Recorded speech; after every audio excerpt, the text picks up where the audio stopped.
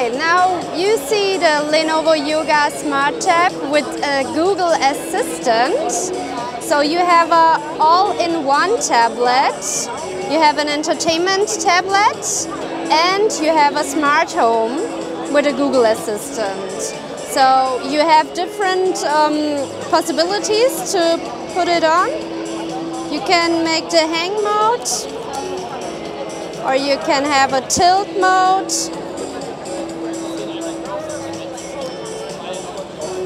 Or you can leave it standing, or you can just hold it in your hands.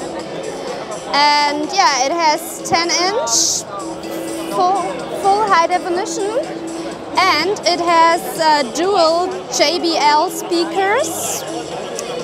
Battery is running about 11 hours. Yeah.